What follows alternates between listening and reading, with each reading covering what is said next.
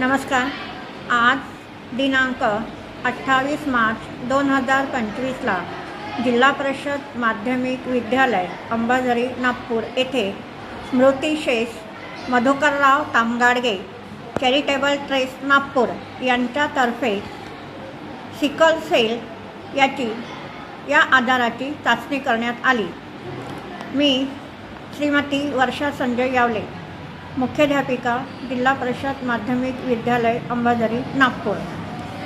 Sickle sale हा आजार एक अनुवांशिक आजार आहे, रक्ताशी निगडीत असलेला आजार आहे। सिकल सेल पिढ्यापासून पसरणारा एक आजार आहे। त्याचप्रमाणे कधीकधी शरीरातील कुठल्याही भागाला नेहमी असह्य अशा वेदना होते, शरीरामध्ये रक्ताची कमतरता भासते, हे त्याचे मुख्य लक्षण आहे।